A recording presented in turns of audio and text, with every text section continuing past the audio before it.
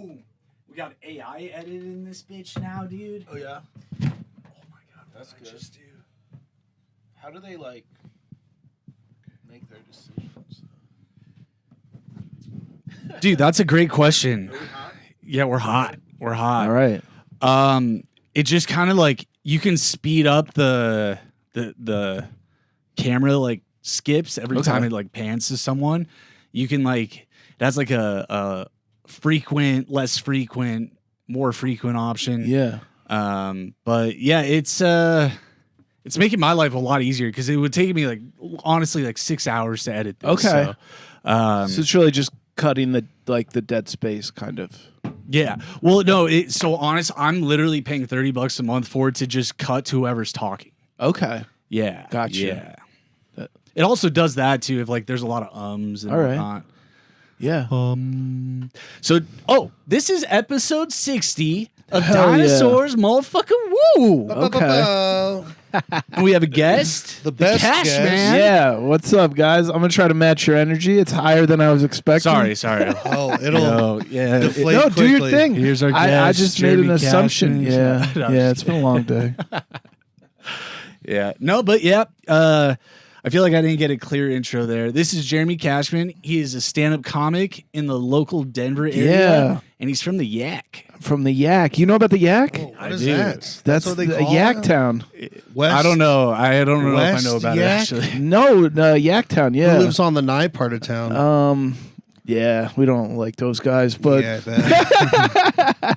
whatever that means. I didn't know that's what that meant. Is it split like that? No, it's not. I mean, we do have West Nyack. We got South, Central. It's very small to have this many divisions, quite frankly. Oh yeah, interesting. Like, and then there's just Main Nyack, which How is big just is the town? Nyack. Honestly, like, not big. Really? It's got to be smaller than Lakewood. So we got 4 parts. Yeah. I've only been up. It's upstate, super. It's not that far. Okay, so here's the thing. Like, people in New York City consider it upstate, but people in upstate don't. Is it south of Watkins Glen? Yeah. You could draw names. You know Yeah. more about New York than I do. Well, I worked in Watkins Glen. That's a nice area. That's like an Yeah, artsy cleaned their, like, nature salt mine. community. It was like golden. It's It's what about those small town felt like. 20 miles north of Manhattan. So it's That's really bad not at that all. far. So you were hitting the city whenever. Yeah, you like 45-minute train ride. wow. Yeah. 45-minute train ride. You got to get on the other side of the river, but yeah, it's not a big commute. That's from your hometown or the Yak? Nyack. Watkins. Yeah, you got to go to Tarrytown, which is on the other side of the bridge to take the train. like Or you could take the bus, which heard of for that some in reason Batman. takes 2 hours. Okay. And then you got to go to Port Authority. Do you think they're done dividing it, or you think it's like kind of set now? You know, I don't know. I've only been back one time since I moved out here. And I've been here over almost 7 years. And it has changed a lot, but One time. only once. You got family out there? Yeah, my mom has a house. So what happened in 2022, I thought I was moving, and I put all my stuff in my car, and I flipped a coin. I was like, if it lands on heads, I'm going to go west. Tails, I'm going to go east. And it landed on west. So I drove all the way to the Pacific Ocean, and then I was still like, I'm going to go to New York. So I kind of... Wait, from New York? You did? No, from Denver. I went to like Washington and like I didn't know that. Portland. Just like I was 2022 you did that. just for a month. I was just like living in hotels, checking out other comedy scenes because I didn't know if I wanted to stay here. I had been doing the hot sauce thing and I was kind of done with that. And so yeah, I was just like I thought I was done. And I left and I was just hopping around and then I went back to Nyack and I was staying at my mom's house and she had like her boyfriend's family over at the house, so there was like no room for me, and so it kind of sucked. And then Garrett actually had a room, and I was like, I'm just gonna move back to Denver. Yeah. But yeah, it was kind of like 8,000 miles in a month. Just I went to 19 states, did comedy in a bunch, spent a lot of money. What was like the best show and the worst show? You know, I didn't even really do that many shows. It was mostly open mics. Oh, okay. I Yeah. mean, yeah. What's open the mics first too. scene you hit on Portland your way was out of dope. town? Okay, so it started off like really bad because I wanted to go to this open mic in Boise, Idaho. Sure. It was like Saturday night open mic, started at 10 o'clock. And like I left my house at like 6 in the morning. And like you would not want to drive all the way to Boise in a day. It's like a 15-hour drive. Yeah, but I was like committed to like get to this open mic. So I got there at like 9. I was like delirious. I'd been up just driving all day. And I go to the venue and I like make eye contact with this guy. And I don't know, something about my persona, he just knew. He was like, "Oh, are you here for the open mic?" Yeah. And I was like, "Yeah." And he was like, "We never do this, but my cousin's band is in town and they're playing music." Oh man! So it started off rough. And I was like, "All right, I guess I just drove 15 hours to not do this open mic." And then I went to Portland the next day, which was like only like 4 hours away. Oh, okay. And that was some good open and mics. There's a real comedy city. So first mic I did on my road trip was in Portland on a Sunday. And this was actually kind of crazy because I get to Portland. Again, I have literally every possession in my car, my birth certificate, anything. Yeah. And I walk into this showroom and the first thing the comedian on the stage says, he goes, "I remember when I was new enough to Portland to think that I could park my car in downtown." Oh, no. And you're like, better go check on my whip. So it was not like I was in Portland for 4 days, but I was on edge the whole time. Yeah. So I was like, I'm going to get robbed. Yeah. Like, really, it's that bad there? That's crazy. It's not that bad, but like just hearing that guy say that and having like everything I own just made me like paranoid. Stress levels are through and the so roof. I was just constantly like back and forth, like checking my car. Especially having your birth certificate in the car, like passport, but like money. I guess like what are you gonna do? Like mail it to where you're going? Or I didn't know where I was going. Yeah, that's quite a soul-searching trip. It was fun though. It was. So did you have like a lease end that you were able to? I had a lease end, and I also like had like a relative like die like not timing, too long before that. So I had like a decent amount of money to like play around with. Cool. Yeah. So I was like able to kind of just like stay in hotels for like a month. That's cool. I wasn't really like stressed out about money. So that was part of the reason I was like, I want to do something. Yeah. And Did you ever try to just tough it out and just stay in the car? No. Oh, because you didn't have to. I didn't have to. I have slept in the car for sure. I wonder for like the sake of when I try to hit the road, and I've had some comics like kind of offer if I can get there, open up for them, but financially that would mean driving in my car and staying in it. I think it's hard to make road comedy work if you're not sleeping in your car, pretty much. Yes. Yeah. Financially, I wonder how long I can make it last. Like I did a show 2 weekends ago. We drove 26 hours in the weekend. I took 4 days off from work. I made $200 and 75 of that went to gas. Just 75 went to gas? Yeah, well, I split it with the other guy. And then after taxes, no. So I made $125 over 4 days. So and where were those shows? I did a show in Mound City, Kansas. Cool. Population, I want to say 300. Nuts. How many were at the show? If you must know, 3. Okay. And that's like 1%. That's a huge part 2 of the population. plus the owner. Yeah. So And I did 30 minutes for 2 people. Wow. And it was pretty bad. Yeah. But you know what? We got they through were it. paying you on the way out, you know? Yeah. So and we didn't ask for tips at that show, I will say. That's so funny, yeah. How do you ask for tips? We just have like a bucket. Oh, okay. But when it's 2 people, it's kind of like I'm essentially asking you to give me $10. I'm just like, hey, can I have some money? What does your bucket say? You know what? I like was asked to do this, so it's actually his bucket. Oh. But it just had like a picture of him with his QR codes and stuff. Yeah. So yeah, it wasn't even my bucket. Dude, I feel like that's a good opportunity to have a good bucket. But I mean, I'm gonna need a bucket. I'm actually in the market for a bucket for this new show that I'm gonna throw. Okay. Because what's your bucket budget? I don't know because I don't have a budget for the comics. So what's the budget for the bucket going to be? You can't have like a golden bucket either. I blew the budget for the comics on the bucket. Maybe but the thing is, maybe the bucket pays for itself. That's what I'm saying. That's it's an investment. If it's a nice enough bucket.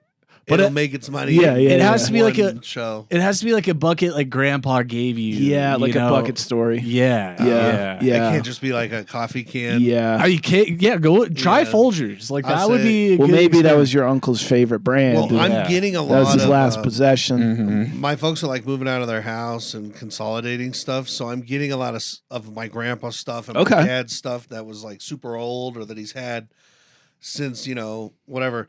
And it's all been different stuff, so I'll keep my eye out. For a bucket. Yeah, I feel like there might be a bucket. For a bucket, I think there's a bucket in there. Yeah, I've gotten some weird stuff, But one thing I got, which I should have had over here if I wanted to bring it up, but newspapers of the Denver Post that my grandma saved when like JFK got assassinated. Dude, I love old newspapers. Yeah, they're great. They're like they weren't put in a sleeve or nothing, so they look yellow. They're probably yellow. Yeah, that makes sense. But if I framed it, it's like the JFK assassination. Yeah, that's great. It's like the headline from that, and like I was like going reading through, and like they're talking about the buffs, and this is so cool. The Denver Post doesn't even exist anymore. It is, yeah. So I took all of them to make some art. When they go out of business, if you want an old piece of paper. Oh, they went out with like. You're gonna make art with it? Well, I'm just saying like photo. Because I have an idea. Yeah, I'm open to that too. Attached to the wall of your bucket. Oh. Little newspaper bucket action. And now it's sentimental. Yeah, but it's going to get beat up. What is but you could like cover it with some sort of laminate. Like something like that. I mean, you would have to be willing to like be like, yes, these newspapers are not going to I do well. know that feeling because I had this glass coffee table that I ripped up a bunch of nice comics and taped it to the bottom of it. So then from the top, it looked like this cool ass comic book. But in reality, I had ruined all those comics to like make it. Or you could do show flyers. Yeah. Just like old show flyers. Also, are you single? And not worry about the paper? You are? Yeah. So another thing you can do you got is a woman? Instead of tips, you do women's phone numbers. Okay. And if no one's interested, like, do you guys have any single friends who would be interested? Wait, I'm not understanding how this works. At your show, you're like, hey. Collecting phone numbers? Yeah, you're collecting phone numbers. Instead of money. Yeah, in the bucket. If you want to give me a tip. Yeah. Just like date me for a year. Yeah. Yeah. I feel like most women would be like, I'd rather pay $20. Yeah. But hey, like that, it psychologically traps them into it. Yeah. Here's $100. Don't call me. Yeah, exactly. Have you been? So they say there's like two sort of people that start comedy: the ones that want to get laid and the ones that want to be funny. What do you think you are? Honestly, like I know what I am. I'm one of the people who got into comedy who never had aspirations to do comedy. Same. I think a lot of people lie that they. Since I was a kid. Like never once. It's not logical enough to pop up in your brain like that. I was just bored, and I was working at a library, and I saw a sign that said Manhattan School of Comedy. Oh, cool! And I just signed up, and I started going to the city every week for 8 weeks. And I literally a sign. School of Comedy. Pretty much started doing. I have done it every day since. Rode a bus into the city. Yeah. To learn comedy. Yeah, 12 in to Manhattan. 3. Yeah, Gotham Comedy Club. At Gotham. Mm-hmm. Has anyone dressed up like Batman there? I bet they have, dude. That's pretty funny. I just actually posted a Batman video today. Pete Holmes, maybe. Yeah, that's sort of my not like my pinnacle dream, but like to go back and like do a show at Gotham Comedy Club would be so cool. Yeah, that would be really cool. Make it happen. I think, they don't. I don't know. I talked to the New York comics. And it sounds like some of them are some of the clubs out there are a little cliquey and like invite only. And but I think Gotham was one of them that they're always like is pretty. I don't know. Gotham feels almost like this like forbidden space. Maybe that's one of the ones that's forbidden. And because it's kind of functions like an improv where it's like they're having like national headliners. Oh, but it's not an improv. It's like an independent club. So, but I don't feel like a lot of local comics are doing spots there. No, I think now as I'm thinking about it, I think they were saying New York Comedy Club. New York Comedy Club, yeah, the Stand. Even the Cellar, I see people getting up there. Our buddy who just left the Improv and went out there got the offer to work as a server at the Cellar. Nice. Whoa, who? Nate, bro, our cameraman, Nate Felton. No way. Yes. Cool. And I was like, dude, that's so awesome. And he turned it down. And he turned it down. And I'm not going to spread any of his business, but I think he turned it down. I think it was a hard choice, but I'm excied for why he turned it down. Did he move out there? He did. Okay. Oh, good for him. He followed another server of ours who went out there to just live and work on films. And he shot a short film before he went. Shout out Emotional Toaster. Okay. He shot a short film with that guy, and then that guy moved out there a couple months early, and then Nate moved out there. And Nate had aspirations to also fool around with Second City. Okay. And do some improv. Okay. And so he got out there and he was feeling like if he took the job at the comedy club, he wouldn't be able to do so much of the improv. Yeah. And he's been having fun doing that. And I'm a big like follow your dreams guy. So I'm like, you go with your gut, do what feels right. And then like the way the universe works is like there's changes in Brooklyn. There's new clubs opening. Levity just bought the showroom portion of Second City. Okay. Or so like I know that they have a club in Brooklyn that they're running now. It's called the Brooklyn Improv. Brand Okay. new. Wow. I haven't It's heard an of that old one. building, but new ownership, new everything, and it's part of the Second City Brooklyn campus. Yeah, there's a lot of improv in New York, actually. I did improv for like 2 years, just when I was getting started. I did a lot of like random Nice. classes. Yeah. I'd like to try. I did UCB in LA. Okay. Yeah. Yeah, I did the Pit, which is like not as prestigious, but still like a good place. Avocado Pit. Yeah. And that was in New York City? Yeah, it was like 24th and 2nd, like pretty much right by New York Comedy Club. New Yorkers love giving it. Yeah, we I do. just wanted to Yeah, we say- do. I forgot. Like, it's been a while. I was like, do I still have it? Do I was still gonna say, know? because Yeah, dude. you say that. That's and East Side, by they're the way. always like 21st and 7th. And you're like, wait a second. Yeah. There's no way it goes, 167th and fucking 4th Like, Avenue. yeah, do you know all of them? You're like, what? Well, I mean, the numbers are very self-explanatory. It's like when you get lower and now they're names, so that gets Okay. confusing. But So like, yeah, you you're can like understand 10s, how a the number 20s works. Well, no, I don't. 30s quadrant. And yeah. So are you telling me that it's all names in Manhattan, and then once you get up towards... No. say once you get up to the Bronx, it's like 138th. It's mostly 182nd. numbers, but if you get like all the way down like to like the Comedy Cellar, that's like the Village, like then you've got names. And where is that? Because That's kind of like the south part of. Is it like where the towers? Kind of. I Memorial- mean, Financial District is like all the way down, but like Okay. you're on the right. What about like Right, Canal right. Street? Canal Street, that's like Chinatown, but it's like that's down there too. Okay, because I mean, I spent some time on Canal Street. Yeah. And it feels huge, but it's not that big, like just in terms of like miles. yeah. But it I does feel suppose you're huge. right. Yeah. But Because just to get around the place. Yeah. Just it's intimidating. so you much know? It's is like, there. Yeah, I love it crammed so in. much. I feel like I'm destined to go out there and live. Nice. Ever since I've been there, Okay. and I kind of feel the same way about like Oregon, to be honest, for a little while. Yeah. Because I liked the Oregon is outdoorsy of cool. that. Yeah, those are very different places. Yeah. I was like this close to moving to Portland in like 2020. Like I can see a Portland guy. yeah, Sure. I moved out here with someone I had been dating for 2 months. We just like rolled the dice. Oh, cool. We moved out here. And it got you out here? Yeah, and she wanted to move here, and I was like, all right, let's do it a year. And she was like, you can pick the next place. And I was like, all right, I picked Portland. And she was like, actually, I want to break up with you. Oh. That's what I meant to say. Common mix-up. She was like, you can still go on your own. I'm like, well, yeah, I mean, thank you. But Yeah. But you stayed here. I did just because like it was during the pandemic. What happened was we broke up. I moved out. Austin Langley had a room. Moved in Over with there by the him. park. Super inexpensive rent. And Was it over there? Yeah, by Wash Park. Love that place. yeah, dude. And was I have an a awesome funny spot. story about that place too. Because we had like amazing rent there. I think we were paying like $600 each. Amazing. And yeah, but it gets worse or better. And so I'm there for like 3 months, and Austin finds out that so there was like a main roommate who like dealt with the landlord. We gave him the money, Okay. and he told us that the landlord died and that he donated the house to the Catholic Church, and we all had to move out next month. Oh my And God. I'm like, okay, Oh, I shit. believe you Yeah, because yeah. that's Why would I question that? Yeah. Sounds good. And Austin didn't buy it. He was like, this is bullshit. He was like, can I get like some of the information on the landlord? And he was like, he like shut it down. He wouldn't do it. So he went and figured out who it was, and he contacted the landlord, who was still alive. Oh, man.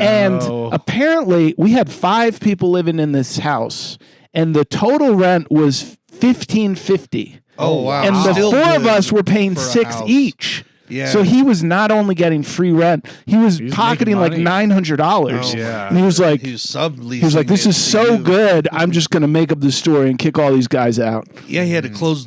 He had to like. So moron, like he could have just had free rent indefinitely, but instead he came up with this crazy story. Well, he and was probably panicking. You guys are going to find out. I don't know. I think he just wanted to live alone, and he had like saved up enough. Yeah, because of your $1,500, of my money. This was during the pandemic too. Like, what a cutthroat move! He should have started like a.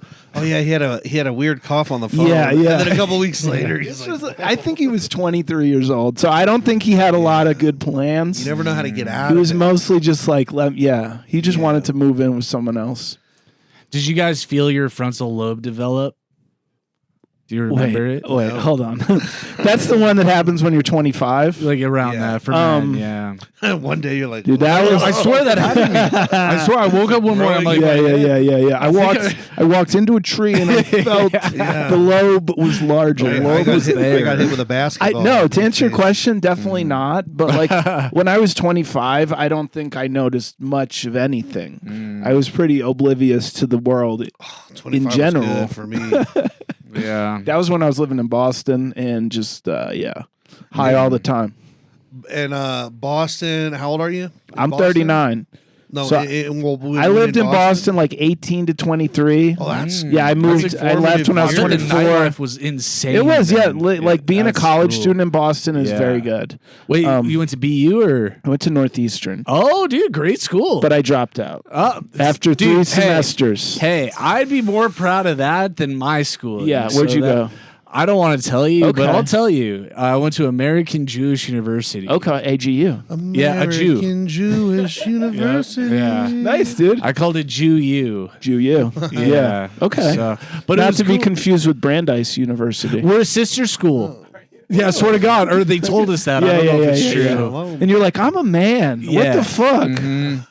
Yeah, so like everyone asked me like where you went to college, and I hate answering that Okay. question. I don't think it's I'd that be bad. proud of it. Well, because honestly, my degree feels like a scam degree. What was it? Whoa. Business. How to weigh marketing. gold. That's a good degree. Well, it's a good With degree. your Even like eyes. but it's- intro to hat like, making.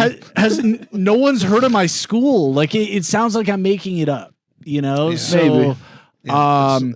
and it's not You're like right. It's no DeVry. like yeah, I- you could go back to the Phoenix. yeah. I have no problem like standing on my shit like I'm a Jew, blah blah blah. Like, but it just like it just sucks to have no one hear of my school is what I'm getting at. You Well, know? You just got one new. yeah. He's Yeah. a well-traveled Yeah. guy. I actually I had a I've been to stand-up- all the NIACs. So I don't know if you knew that.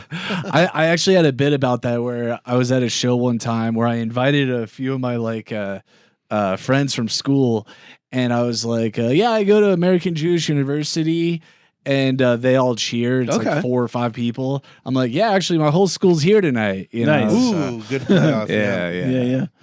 But, Love those. Hey man, having a degree is good. So, totally. Yeah, Is it though? well, Yeah. I mean, once you got it, What do you do with it? Have you I ever- think you can like put it in your house, like on a wall. dude, I think you can just say you graduated know where my degree's Northeastern. at. Yeah, That's the thing nowadays. I do think, or maybe because of AI, we're losing that. But right now, I feel like you can That's rely on a true. resume. I and think never I get think you're caught. good for another like 2 to 3 Yeah. years. I do think we are in a rapidly changing world of like Yes. employment and degrees and value, and like yeah. it's gonna be crazy. And it almost feels like, hey, maybe it wasn't that dumb to like drop out of college and No. do all the bad decisions I I think did. I think they'll lose so much interest that they're gonna make education free. They should. Agreed. I mean, 100%. most countries have education and Yeah. healthcare. So I also just, I mean, that's. I would think that you'd want your civilization to like. That's all coming. It's actually good for the economy. It's too. all coming. Yeah, this guy, universal income, universal education, universal health care. It's all coming. You know what pisses me off though about like UBI? What's UBI? Universal basic income. You were like just talking about it. Like I've worked so many shitty jobs. Like I don't want to turn 60 and then find out that like for the rest of the world's history, everybody's like gonna get have $2,000 a month. I told what the fuck? That's fucked up. But you know what? I'm gonna make you think differently about it. You ready? What if I told you you're gonna live another 100 years minimum? Okay, like from robot right mode. Right now, and we're like reversing aging. If it's up to you if you want to do that. You could say 39 forever. Yeah, I was actually born to be 40. Well, so you're not even there yet. So when I said you're in your prime, you're not even close. I appreciate you saying that. Yeah. No, that's a good point, though. Yeah, so because if you look at it like that, like what if we live a lot longer than we think? Yeah, no, I'm just kind of being selfish. No, it's like because you imagine like being like 12 years old and like UBI just came out and like you've never had a job and you're just like sick, dude. Just fucking this is amazing. The same struggle that we've had anyways watching the rich kids. Yeah, for sure. Yeah. Well, and I think like it's also like what's beautiful about it, what we're going to be able to focus on is whatever creative ability hopefully we love. That would be this is happening. Best case scenario. Yeah, no, it's I believe this was everything in my being. I hope you're right. Yeah. I'm not trying to like convince you, but like, yeah. I want to play devil's advocate. I want to be convinced. I'm like a Mormon. Watch out. Yeah. Well, I want to play devil's advocate in the sense of,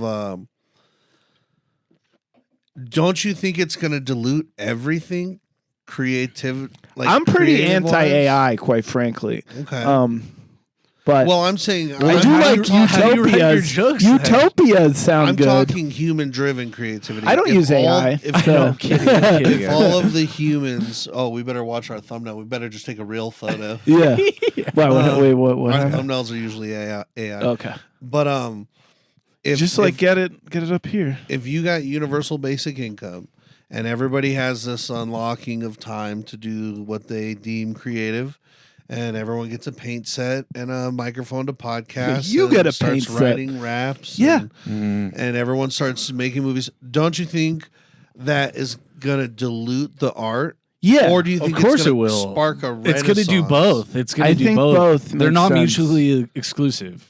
Because I would say like comedies booms. Yeah. Right now, are we in another boom? We're like, because of Kill Tony and Joe Rogan, and are we in the... Is comedy growing still as far as the people trying to do comedy, whether they're good, bad, and different?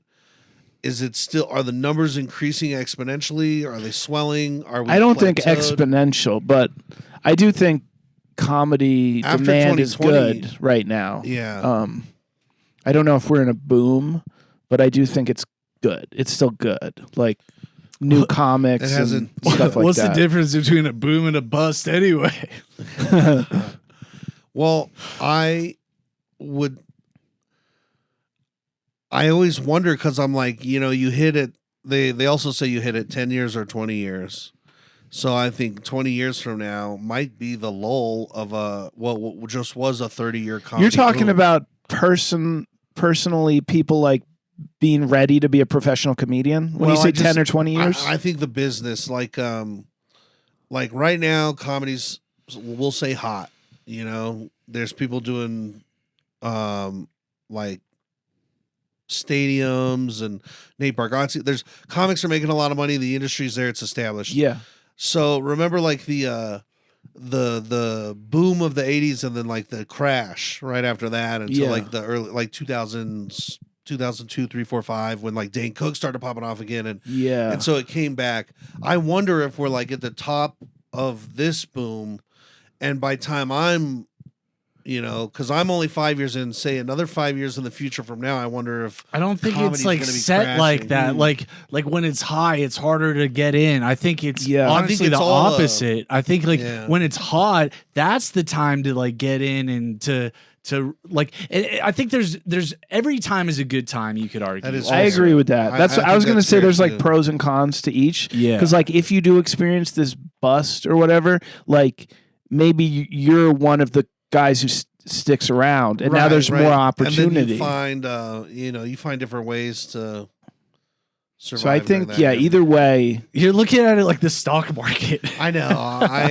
It's also not even like where my original thought was about it, but maybe I inserted that, and I'm sorry if I did. But it's just. But to get back to your original question, do I think AI will dilute art? I think definitely. No, I agree with AI. Mm-hmm. I'm not talking about AI. I'm talking about if everyone all of a sudden doesn't have a job and just starts creating stuff. Okay, that wasn't necessarily AI related. The quality of everything is going to be shit. Or I think a couple Picassos will show up where they're like, oh, I shouldn't have been flipping burgers. I'm a genius painter. Yeah. But I also think everyone who shouldn't be doing it is going to be trying everything. Well, so I believe there's still going to be a market where if you're the cream of the crop, you'll be compensated more than the UBIs. Yeah. I think it would be a nicer place to live though.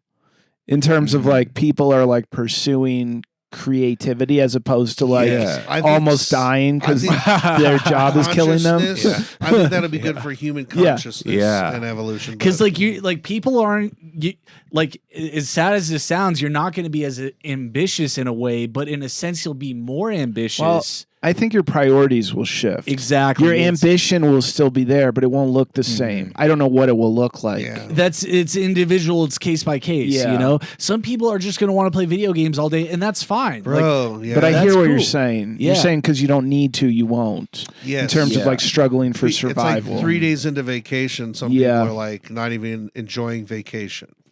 Mm-hmm. Yeah, I think it will be very interesting to see what happens. Well, and even Elon Musk has floated it. He's talked about we're going to need universal basic income very soon. It's coming.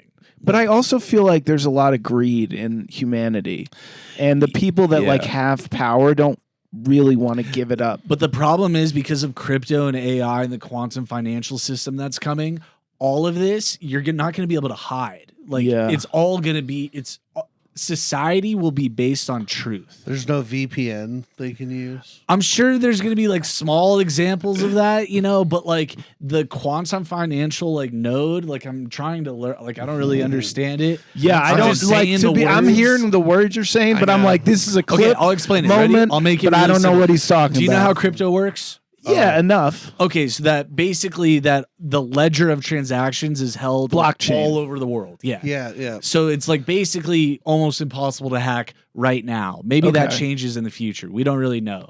And so that makes it really secure and safe, and it's supposedly more transparent. I don't really understand how that's going to be the case. Yeah. But just because it's a safe what if you could just currency doesn't mean it's not corrupt. You could or see fair. all of it going fair. straight to I mean, look at these leader. bets that have been going on with world events. Have you guys been following this? Yeah. My friend bet Iran would be bombed. Yeah, but they're saying a lot of these events are being leaked and people are making tons of money on this insider trading stuff. Way. Yeah, because because you're betting even on real life. Sure. Okay. Stuff. But even yesterday or the day before. I can explain that part, but this is where I'm going to lose you possibly. Okay. So I believe in Q. Do you know what Q is? Like QAnon? I mean, no, I know what you're talking about, but I can't be yes, I know what you're talking about. Okay, so basically, in short, it's this theory that the government is corrupt.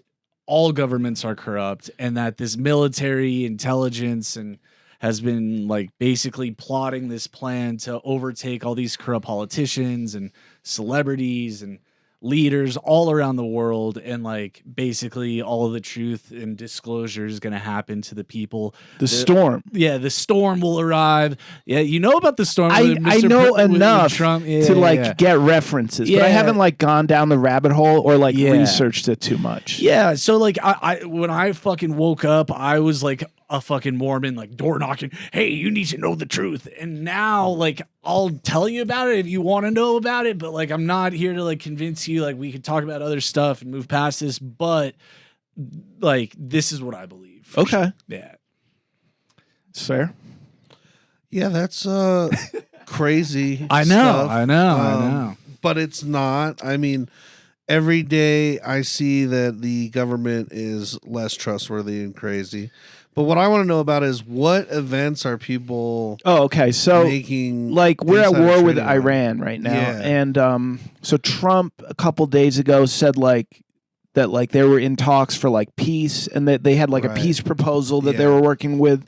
And pretty much as soon as he said that, like stock markets went up hugely, like the price of oil went down. Iran was like, we're not talking. Yeah, but before any of that happened, there was like $580 billion like placed in these like futures markets in terms of like betting that like A, the war would end, or like B, that like the price of oil would go down. And it's labeled like that? I don't know how they...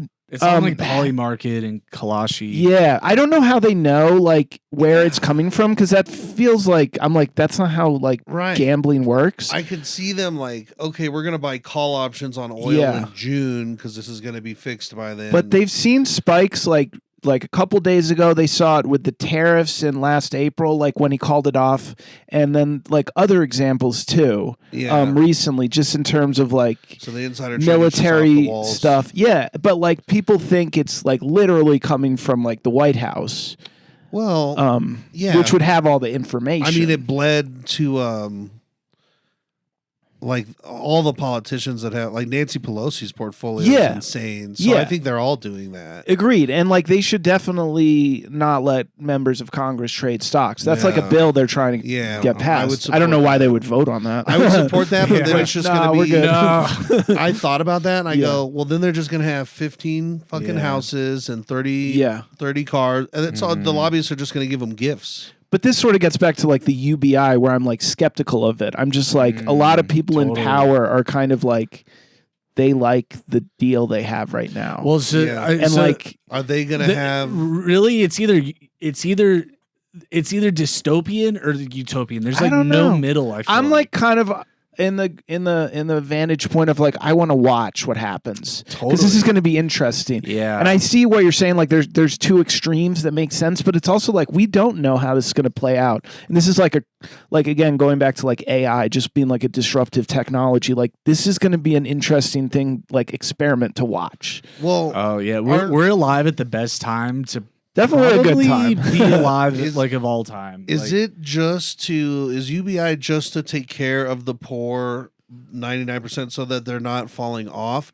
And then you still have the ability in capitalism to like, if I want to sell T-shirts that I make, I can make more money. I don't think it's communism. Yeah, no. If that's what you're saying. Yeah. Like I do think it's kind of like a safety net, and then kind of like we're still doing all the stuff America does. And where does that universal income generate from? Because are you saying it's taken from the super rich? I don't really know where it comes from, to be honest. So here's the thing. I would assume taxes. We've never seen true capitalism with how much corruption is in our government, and that's been going on for hundreds of years, and even before the U.S. was even a thing. Like it was happening in England and elsewhere. Like we've never seen true capitalism. What is true capitalism to you? What does that even mean? So I think that would be no income tax. I think we just do a flat sales tax on everything, and then the tariffs as well. Like we should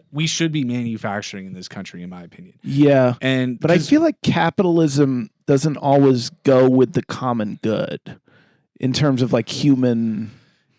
Right? Why not? Why can't it be a hybrid though? Is capitalism like Walmart pushing? Well, you're talking pure capitalism. I just think like capitalism is always seeking to like maximize profit, and if like throwing people off their health insurance is going to maximize profit, that's good for capitalism. It's not necessarily good for the people. No, I mean it's bad, very bad. Well, I'm not saying that's pure capitalism though. Yeah.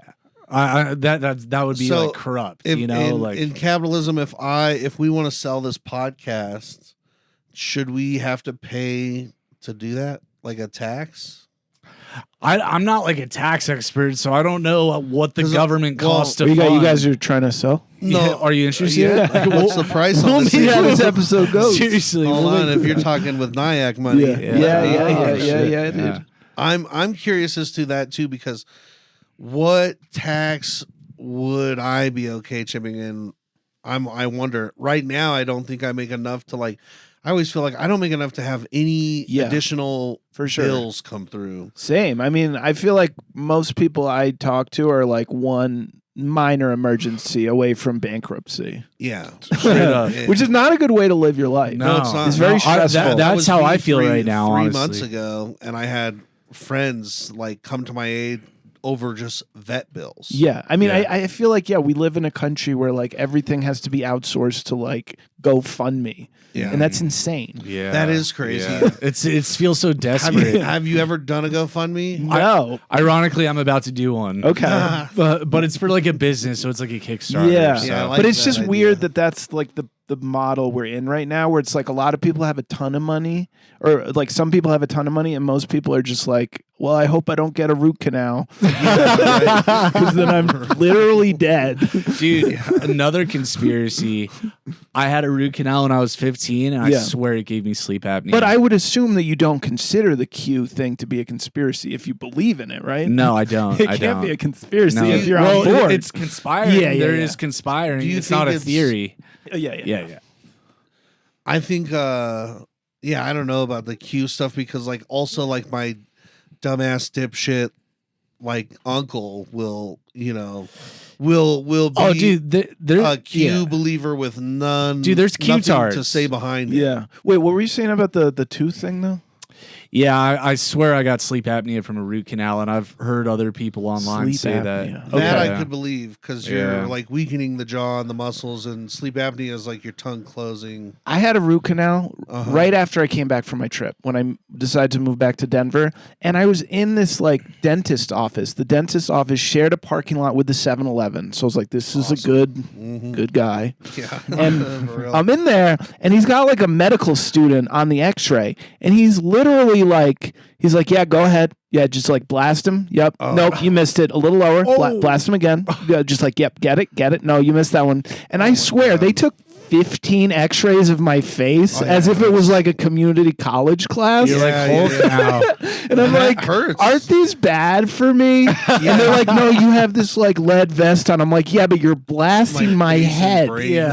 Yeah. How come I don't have a lead vest here? So when I'm like in 10 years from now, when I'm crippled from root canal damages, you guys just remember this moment. There's times where I'll wear my gaming headset. Yeah. And this is such a fat gamer thing, you know. You heat like a hot pocket up. And sometimes I'll run over there still wearing the headset, but the microwave is also going. Okay. And it'll start to go like crackle and pop. And it does this thing that just instantly hurts your brain like a whippet. And I'm like, oh no! I'm like, this is the signals are interfering here. Whoa. Better be a good hot fucking pocket. me up. I know, and that hot pocket's then gonna burn my mouth. Yeah, and your insides. Ruin my insides. Yeah, bro. Yeah, that's terrible. A trifecta of pain. Another conspiracy theory. Med beds. Med beds. Yeah, med beds. You know, I'm not like that big into conspiracy theories anymore. Okay. I used to be. I used to do a lot like back in my like psychedelic heydays and like drug days. I feel like I was very drawn to them. That's so funny. I thought of psychedelic hay. I was like, what is he fucking? Yeah, dude. What are these horses? I thought it was ketamine. The horses are getting all fucked up on it. That would be quite a product. Yeah. The fields. Yeah. I'll have a bale, please. Yeah. Oh, I don't know. Wait, quick tangent. Sorry. Yeah. I thought of a joke. You guys were talking about like film earlier or something. And I'm making this project. It's like a one-liner. I just thought it ready. Let's go. So it's like I'm making this project on this midget. It's a short film. Short film. That's pretty good. Yeah. Short film. It's I feel like midgets are the perfect topic for one-liners, though, right? Like Yeah, they're already. They run out of breath. They can't really. No run-on sentences. Yeah, interpret as you will. But perfect. Yeah, that's good. Yeah. If that is offensive, actually, I do have a thought about this that I recently. Where are we going? We're going Little People. Okay. And So my algorithm will push me a lot of little people as well doing stuff, and they have given little people shows now. Are you liking these posts? No, I'm not. Are you interacting? But I watched the whole clip. Okay, so I think it's the hook is hitting. Yes, I think the algorithm's like he's careful not to swiping. Like it or comment. Yeah. But he's watching. Yeah. And this guy's got a headset and a microwave situation. Like he's engaged. Yes, that's funny. He could be eating Hot Pockets right now. They're like, we're frying this guy's brain. We only got him for about another 6 minutes. Yeah. So, anyways, though, I personally am watching that, and these are not giving these folks opportunity. You're not making them actors. You're not making them influencers or stars or showing their struggles. This is all trash TV making fun of these people, and nobody is canceling these fucking shows because I think they're afraid that it's like I guess what I'm saying is I think TV has gotten too woke in that area of like Down syndrome shows and all that stuff where because dude, like I said, I'm getting a lot of Down syndrome videos. And it's for people's entertainment. It is not to spread. So it's like information. It's mean spirited. Yeah. And it's facade. Its like whole facade is that it's not. That's crazy. Its whole facade is like even the 700-pound fucking fat chicks. All those shows are for us, and let's not pretend that it's not. Those shows are for us to watch these people in disgust and. You know, and I'm not saying I watched then maybe the next commercial is for broccoli, and you're like, maybe that is a good product. No, I don't even think there's a spin on it like that. I don't think it's anything except exploitation of these people, and but they agree too. But it's like they agree like. But like Down syndrome people maybe don't really know what's going on. Who's to say that they agree or that they're fucking power of attorney? Yeah. But I think they're all making fun of those people. Even the John and Kate +8. Okay. It's the whole world. That one's innocent. It's just them having a huge family. Yeah. But that one, the whole world is watching that. Like, look at these fucking animals. Yeah. Nobody was watching that like supportive of, you know. But isn't that on the world and not really? No, because it's the media we're given to consume. So it's desensitizing us. The fault lays on the person that does it. We're the victim of it. I'm the victim of these reels. Do you report any of those? No. No, because I also I don't really want this. There's times where you know what I mean? I don't want to see these like, things. are you enjoying this content, Dan? Yes, I will engage with that, but I just don't. It doesn't matter the algorithm. I also have enough comics that send me stuff. Young Broggy will send me reels. Yeah. So my algorithm goes there, dude. You know, and then it's kind of a game to some people, like who can send the weirdest shit. Yeah. So there's a weird algorithm out there, but mine that it pushes on me, bro, with my algorithm that I personally like is I do like body cam stuff. I like police detective interviews, shit like that. Kind of like some true crime-ish stuff. I also like puppies and dogs and cats. Wide range, innocent. but that's good. Pet sitting stuff. I love animal stuff. I love the reels where it's history, little history bits and stuff that you learn. Okay. And I love the food stuff, cooking foods or everything. That could be my algorithm forever. And comics, of course. Yeah. Comedy and comedy reels. But I don't need all the other stuff, you know? Like it'll push stuff in on me that I don't want all the time. I don't like the fact that like these like tech companies are essentially like steering the way we're all thinking on like a mass scale.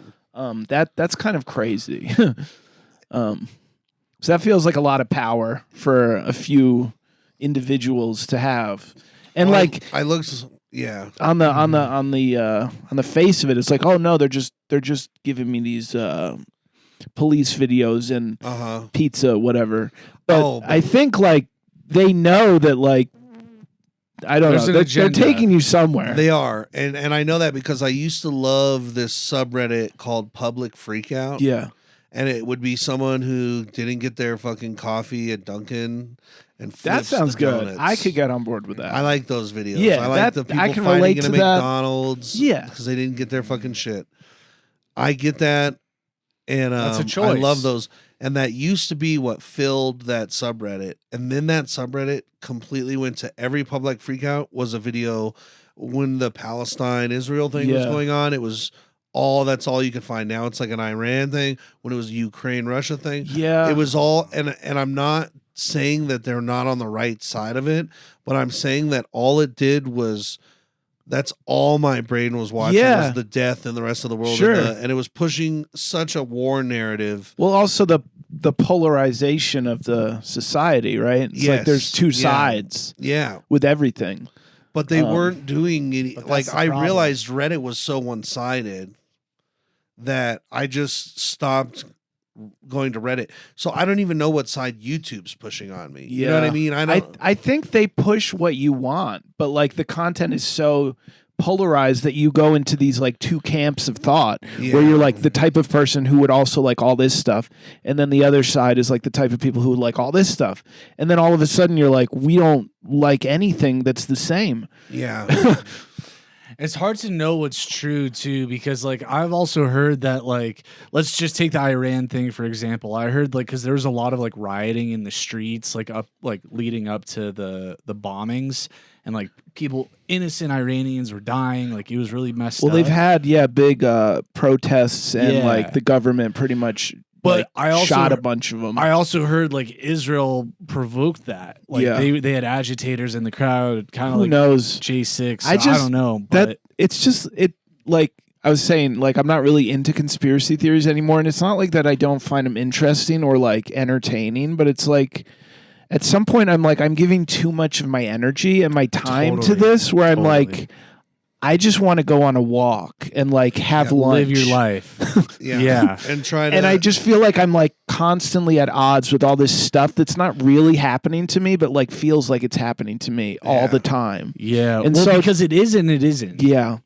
So that's sort of why I sort of pulled back on like news and stuff like that, which is totally fair. It just feels our like job is not less stressful. Yeah, our job is to remain light. Yeah. Yeah. And so that there is a conscious decision to not plug in to remain. You're not doing a very good job. But I also don't like those people that like when you tell them like some atrocity that's going on in the world, or like just like a complicated issue, and they're like, oh no, I don't do politics, I don't listen to none of that, and they almost just like bow out of the discussion. Like I don't want to be there either. Right. Where I'm just like, no, I'm burying my head in the sand for all this stuff. You just gotta like throttle the energy meter. You just gotta know where you're at and be like, okay, you know what? I'm just not feeling it right now. It's almost like a self-care thing. The time to fucking, I just eat the marinara sauce. I should stop on this rant about Epstein. Yeah. I just want to eat my microwave headphone. I know, cheesy my Hot Pocket and fucking play Arc Raiders. But real quick, I'll show you the photo. There's a photo of Jean-Benet Ramsey, and you see Ghislaine Maxwell in the background. Okay, so like I don't know what that means. The thing about photos now too is like what's real. So exactly, and like that's going to be with video too. Yeah. And they always say like what like the powers have is like they're always like 30 years ahead of us. Right. So like the technology we're seeing is probably not even like scratching the surface. 100%. And so it almost feels like.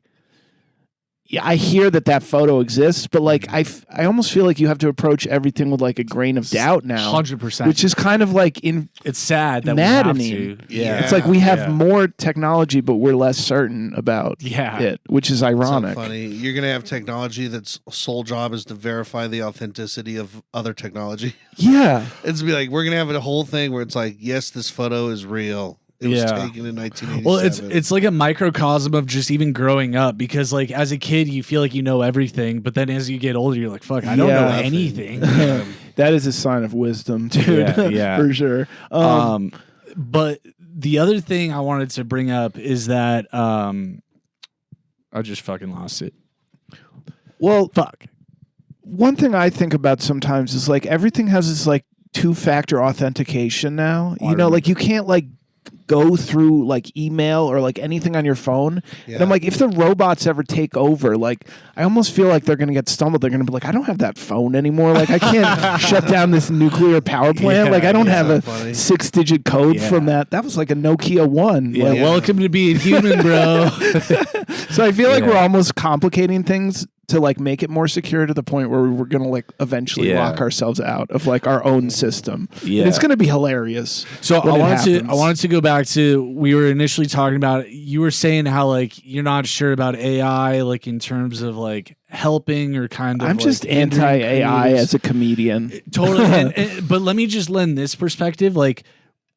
I don't know how to graphic design. Yeah. But I've been having so much fun with these AI thumbnails that I've been making for this podcast channel. And like that's unlocked that part of my brain where I'm like, I feel like a graphic designer. I can think like that. And that's a good deal for you. Yeah. But that's a very bad deal for people that went to graphic design school. But dude, that's just the truth. Like, bro, like I mean, I'm an Uber driver. I'm gonna be replaced soon. Like, that's just evolution. And like, it's not like you die. You just you keep going. You keep moving on. But we could have some sort of like regulation when it comes to AI. And I feel like with social media, we just kind of let it rip. And now we're like, oh, that was actually really bad. We should try to contain parts of this. We should be like, oh yeah, we're going to let these companies do this. But we don't, like, we're all like, this is going to get rid of all of our jobs, and we're going to be screwed for like 50 years while we're figuring out this insane world. Mm-hmm. And like most people are like, hey, we don't want 8 tech bros making this like world-shaping decision. We're not voting on this. Yeah. So I feel like we have to at least be like, hey, AI is going to be like groundbreaking, but also like we have some concerns. Can we like maybe have a vote? Or like maybe have a rule where like you can't just like, I don't know. I think we need regulation with the business. What's interesting is in a dystopian society, how AI would take over is they would take over, but then keep the humans in place, so no one would know AI took over.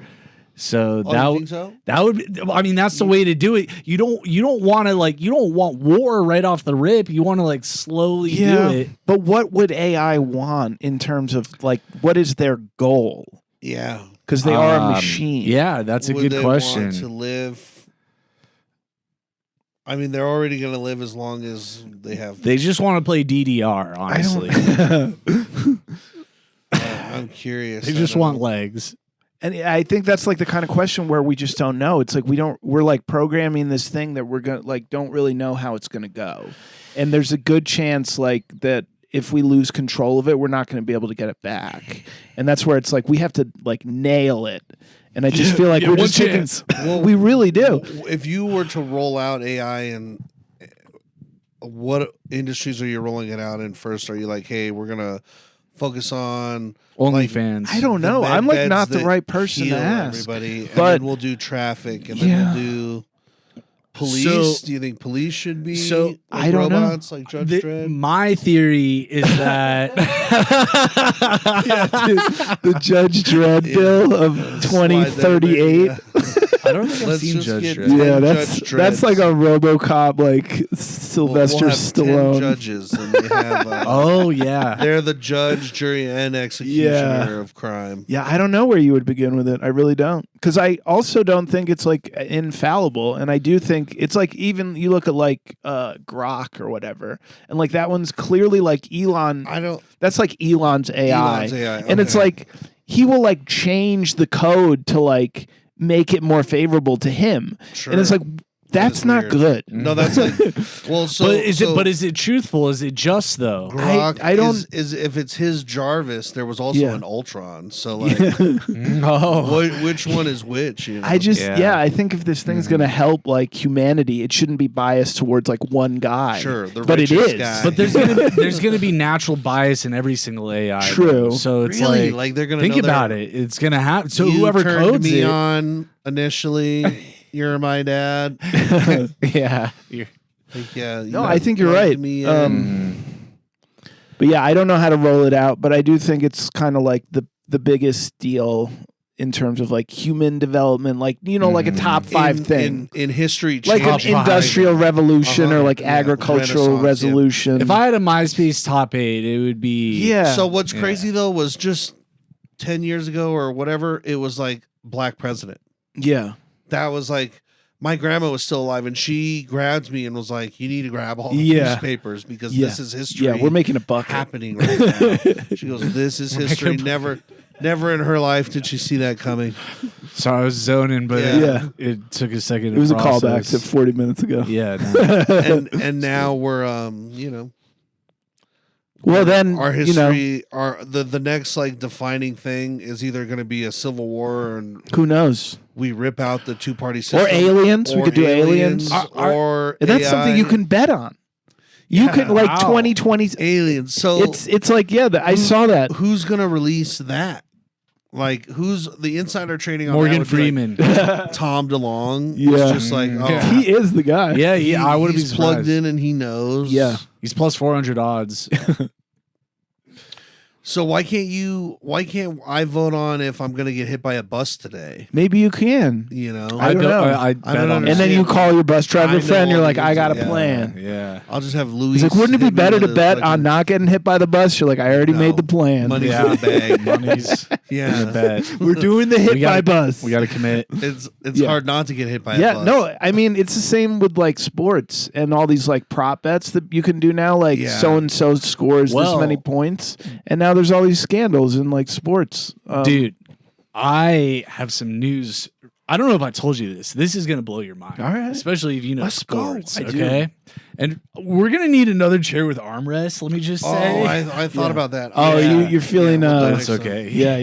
Little you guys have rested arms. Yeah. My elbows are cushiony. They have fallen It's asleep. okay. Like I'm cool with this position. Okay. It looks like I'm hiding something, but I'm not hiding. I anything. can take them off. If honestly, that would make me feel better. For democracy. No. Seriously, hold it like this. So rest your arms, please. Middle please. seat of a fucking plane.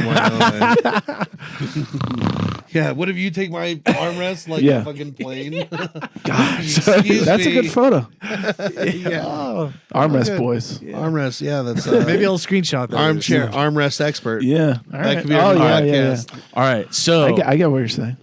Dude, this is actually a crazy thing. So I'm involved in a multi-level marketing scheme by choice, and we're hiring. Okay. Oh, is this the? I wouldn't talk about that. Okay, I'll tell you after. Dude, I wouldn't tell you guys are doing a bit now. You lead the bait, and then he's just no, and then I go, wait, tell me about it. I'll tell you after. Tell me about it. He's right. I'm not involved in this. I know what he's doing, and I think he should tell you after, and definitely not on camera. That was a really good call. Sorry. Good save. That's coming from a man with rested arms. Yeah. So he's just thinking better. When my arms don't get rested, you get a little wily. You're just like, you want to know my deepest, darkest secret? I got nothing to hide. You're not you when your arms are tired. Yeah, that's true. You should eat Snickers. Yeah. That's really funny. I want to say that because I forgot I didn't give you an intro on this, but I just wanted to say that I think you're one of the strongest joke writers in the city. Thanks, man. Honestly, you got muscles. And you, like you had mentioned earlier, you're going to let's go for it. Offering. I have talk about. I have been. Well, I'm interested because you said I was going to give you my opinion on that, and I was like, oh, it can't be good then. Oh no, he must be anti. You're one of the best joke writers in the city. So when I saw that become an option, I thought, good. Okay. If there's somebody that I would like absolutely it feels right. It doesn't feel like I feel good about it, and I've been doing it, and people have been giving me like good feedback, and they're like, that was helpful. Yeah. Can we do this again? You know who you could do a powerhouse team with? Who? You and McCall. Jose. Joke writing phenomenon in the moment. Great comic. Amazing. Yeah. You two teaching a class, I would pay for. It's just like, I hate DoorDash. It's literally the bane of my existence. Okay. I didn't go to college, and I'm like, what are ways that I could make my life better? Sure. Well, yeah. Well, not like, like something I could provide. People sell a course, but are you just doing one-on-one? Yeah, for now. Are you doing down to the joke? You're like... It depends on the person. Some people selling them like tags? Like... Honestly, I kind of just sit down like we're sitting, and I just ask them about their comedy goals, and then like listen to that, and we maybe like go over some of their jokes. I'm learning like mentorship. It is. I feel like it's coaching. Yeah. It's like comedy coaching is what it is. But I'm like learning stuff about my own writing and like the writing process and just like joke breakdown. So it's actually been really helpful for me too. Just in terms of like thinking about comedy. And are you getting what tier comics coming through, or just? I would say because like, you just recently started. Mostly like under 2 years. I would say newer comics. Yeah, but.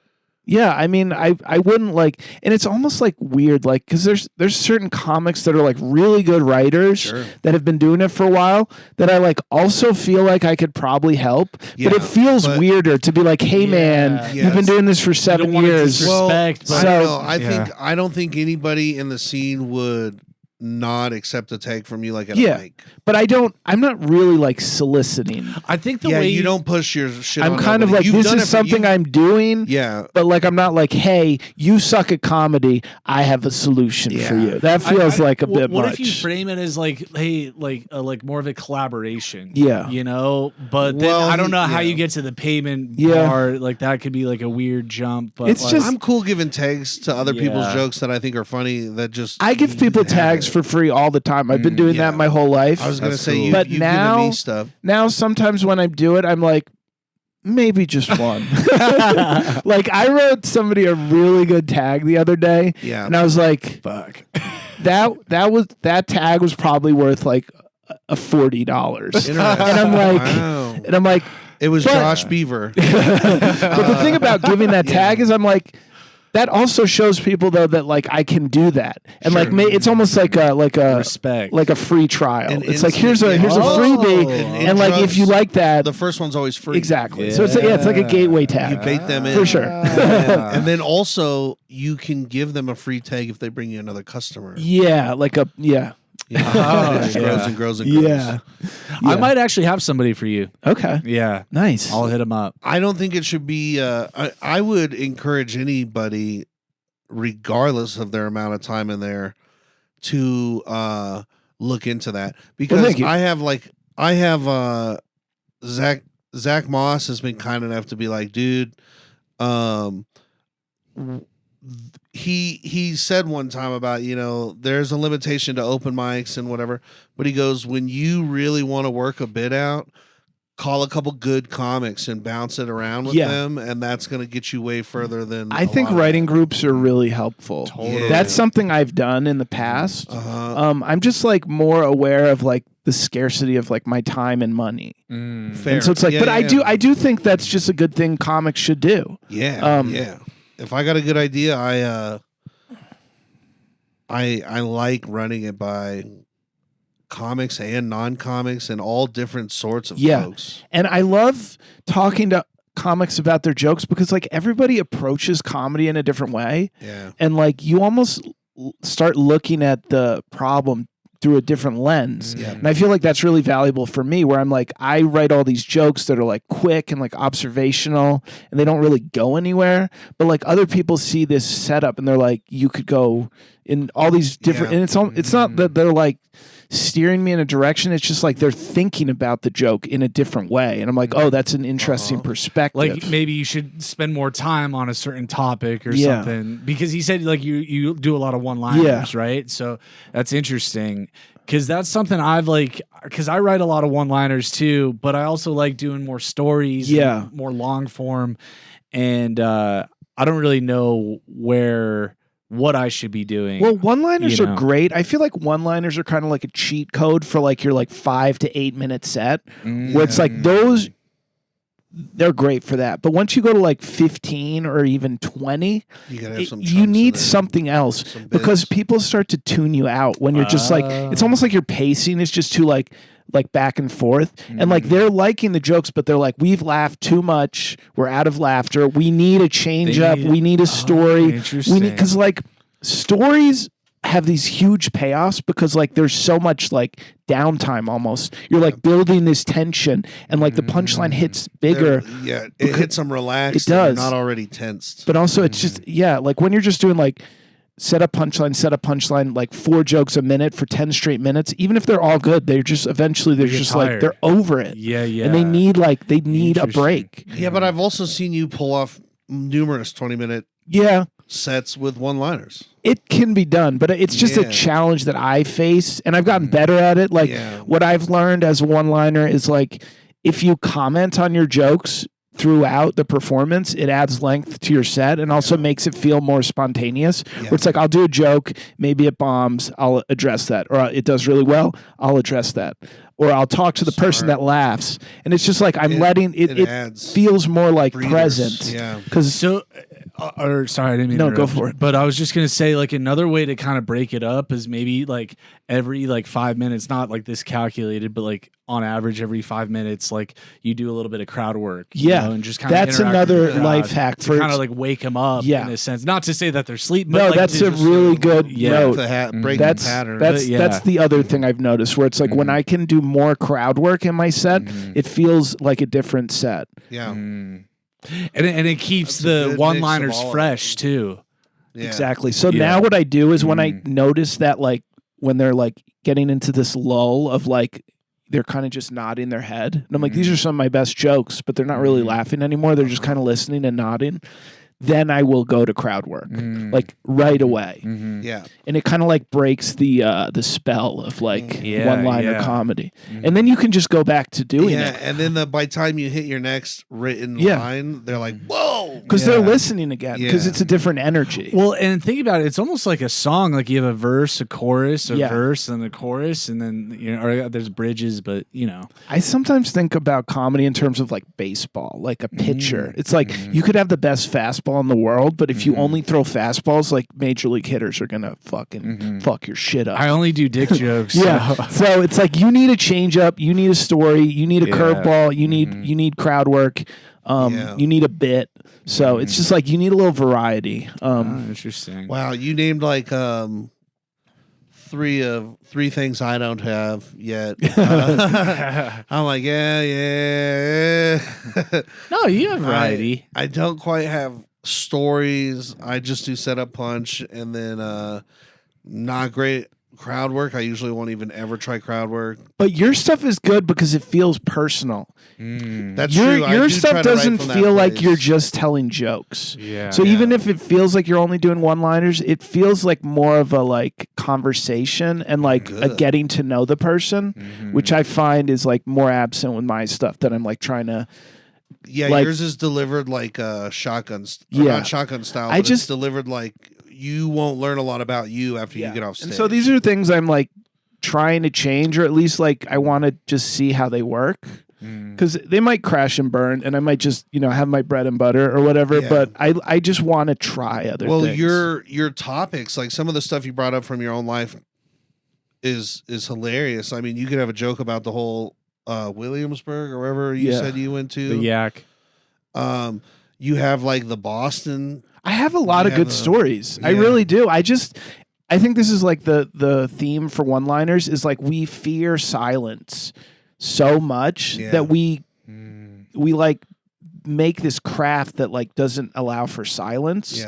And it's cool, but like I was saying, once you start doing longer sets, like you almost need to embrace the silence because it makes it a more complete set. There are times too where this sounds so weird, but this is through my experience at the Improv, where it's like life or death on stage in front of people, whether it was the showcase or actual weekend shows. A mixture of both. This has come from all of it. There's times where when you have the whole room silent, but they're listening, it's a listening silent, and it's not a bombing silent. That fills you with like, It has the same payoff as the whole room laughing every second. Well, that's interesting because Dave Chappelle once said, he's like, when you're starting off in comedy, he's like, you don't got to be funny. You just got to be entertaining. Yeah, interesting. But that energy you're talking about, you better be in like a storytelling bit. Because if you're in that energy in a one-liner, you've lost. You are bombing. No, that's true. It is always in a. I think I experience it because I just have said a couple sentences where like my mom's a prostitute, and they're judging all this stuff in real time, and bringing in a lot of information. So it is a very personal, story driven. I wouldn't say story, but longer bits. Yeah, I have very short one-liners, and then I have about 30-second. Well, also the thing about open mics is like stories don't do that well. No. So like in order to like navigate like a decade of doing open mic comedy, you kind of have to have like punchy short jokes. Yeah. And that's sort of like my story, where it's like I've been doing open mics for over 10 years and I don't want them to be horrible. Right. So I've developed a very like, this will work at an open mic like kind of approach. Yes. And it's good for like 5 to 7 minute sets, showcases. Well, do you ever hit an open mic and do all new, just expecting to bomb? Well, I do all new all the time, but I feel like I'm at the place where like if a joke doesn't work, like I can riff on it not working to the point where like it will work. It's like the commentary is working. It is. They do love it when you're. They love something about a playful assessment in real time. Exactly. So it's like I could do 10 jokes that all suck, but I still won't like completely bomb because I'm like. But you have a genuine response to it. It's not the predetermined. Oh, you guys didn't like that one? Oh, I guess nobody's a fucking basketball fan in here. That's how you win them over. Yeah, those comics they start to panic in that moment, and I do that shit too. And I recently I haven't been out in a while, so I was cutting myself some slack. Yeah. But doing because I'm cool at a place now where like if I have an idea, I'm cool with the silence and I'll work it out. And I'm also cool throwing away a whole open mic set now, working out a couple ideas. Like it's a tightrope though, because like being self-deprecating about a joke not working can come off across as like cringe, like what you're talking about. But like if you do it well, it can also like win the audience back. It could. So it's not like it's not like you avoid it. But the overuse of it at open mics, I think that's there's an cringe. Abundance of it. In the cringe category, and that also usually comes off across as like unaware. Or and new, but I feel like the audience likes when you're self-aware, and when you're oblivious, like you will bomb. Like even if you're funny. One time, I think like I was bombing in the beginning, and my first joke didn't land. I was like 0 for 1, you know. Yeah, like, so and that's a good little like trick. A playful. That's exactly what I'm talking about. Yeah. One time I was on Francisco Ramos's show. And he had a Mexican guy come out he had 2 white guys on it and then whatever. And so a white guy went up first and then I came out for a guest spot and I said, Gringo numero dos.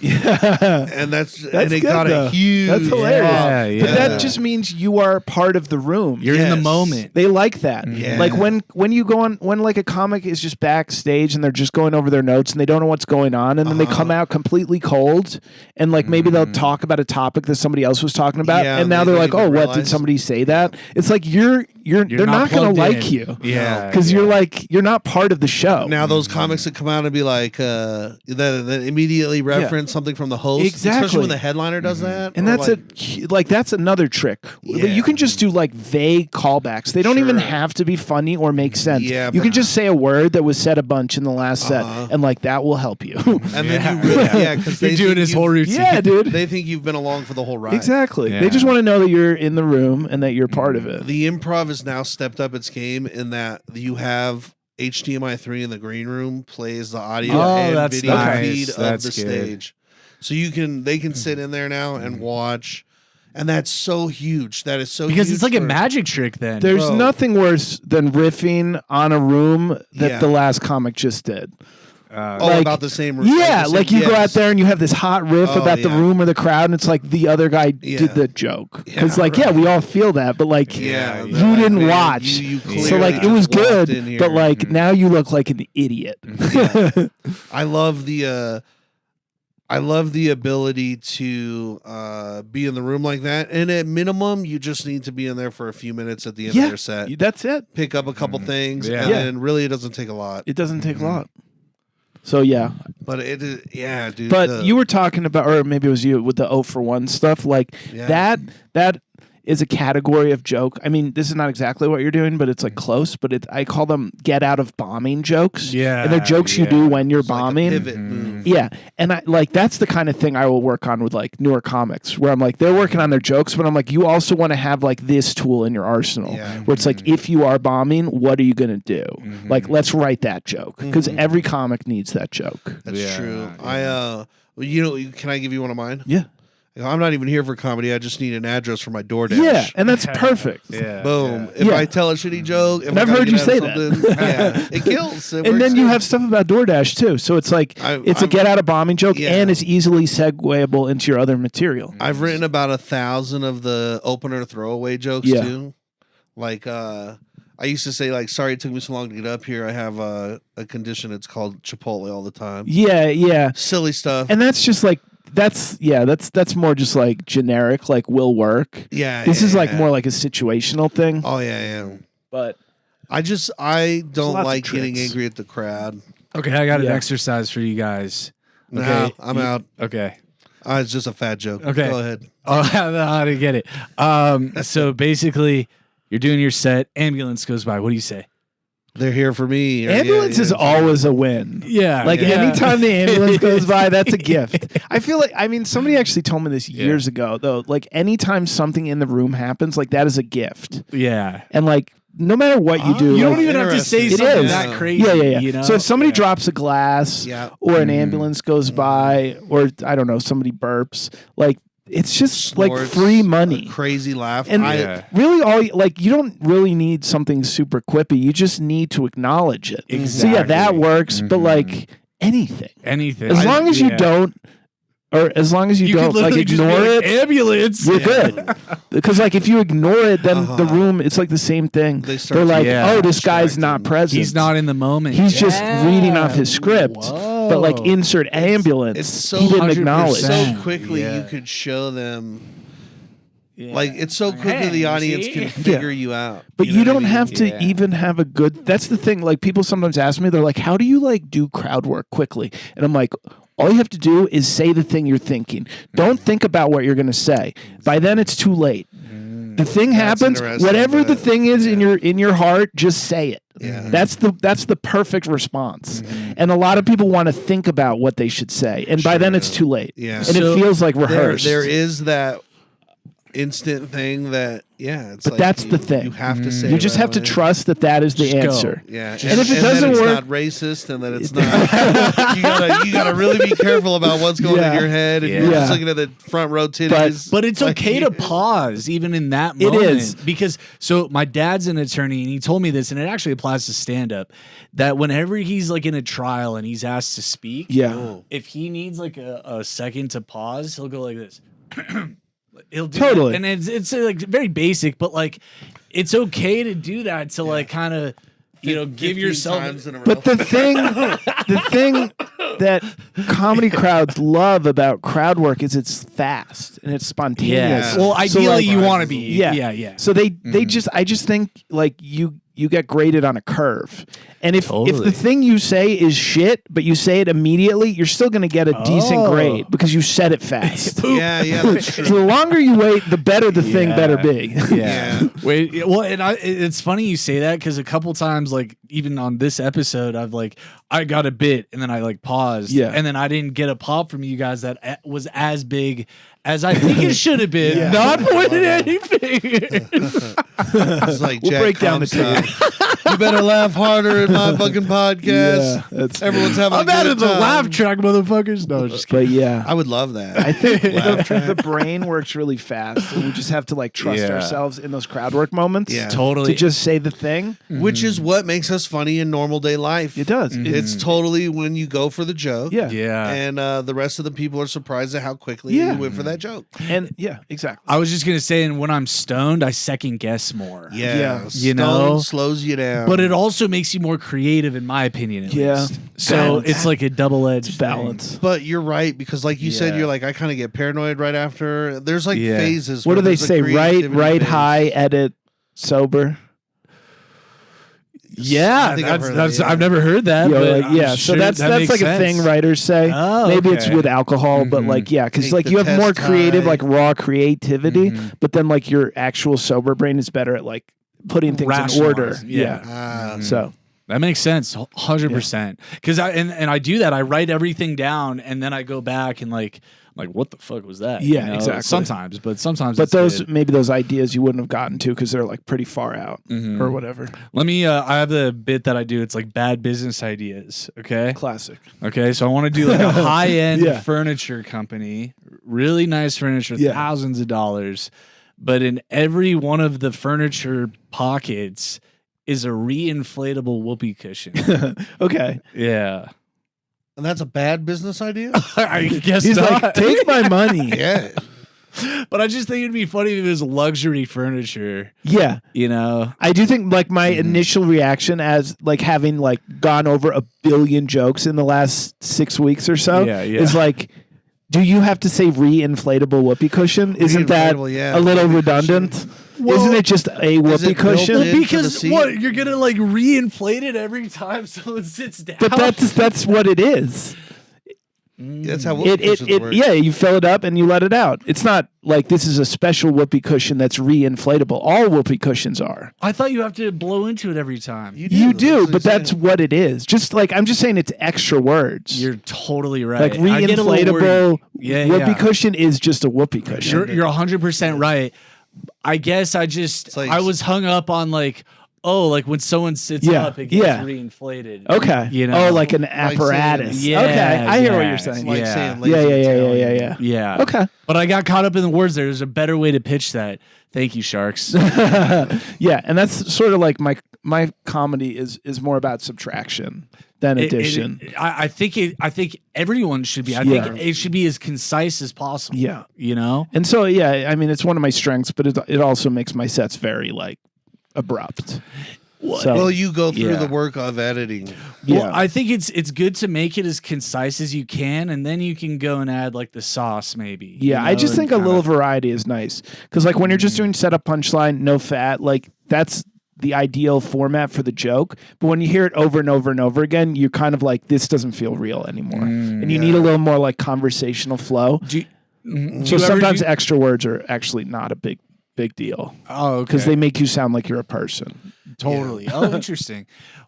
Do you ever do the what is it, the 3 joke pattern? Rule of 3? Yeah. Do you apply that to like every joke that you write? No. But the thing about like, so that's just like a basic formula for like a certain type of joke. But like, you can like as you get better at comedy, you can like figure out ways where you're like almost like you'll like do a rule of 3 like in the moment in like a crowd work thing where you're like you're doing your crowd work riff in like this rule of 3 format that will work because it's like a kind of way to tell a joke. So it almost like becomes like ingrained in like the back of your mind. Oh, interesting. Yeah, like you're in a wheelchair but your shoes are dirty. Kill yourself.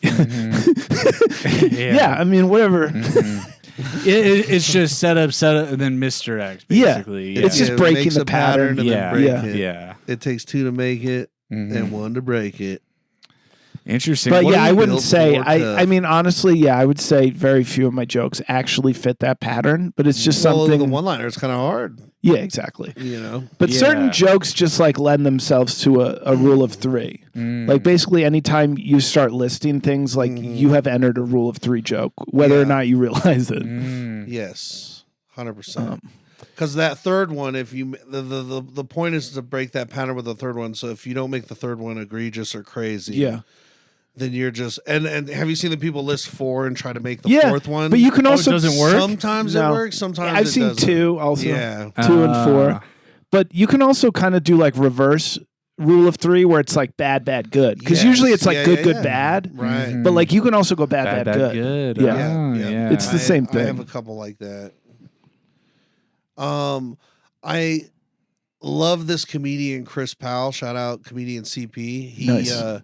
He is a kind of more of a storyteller, but he has found a way to make every story hilarious, and he does a good job of coming up with like I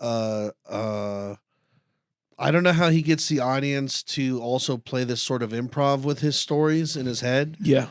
he has a bit about like talking to his uncle who has dementia, and so his uncle is kind of in this lucid thing, and he's playing along with it. He goes, well, I took a couple improv classes. I go, fuck it, I'll just play along with Uncle for a day. Yeah. And Uncle's like, hey, I need you to go sell this. And he goes, that suitcase by your feet.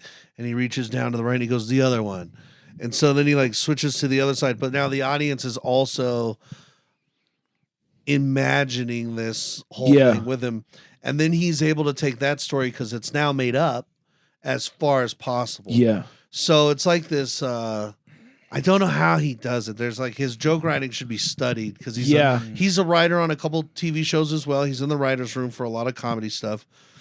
And he, he's a well-educated dude. He went to college, like I forget what college, but he knows writing and he knows the technical side of things of like psychology, where he's able to just get everybody on board instantaneously.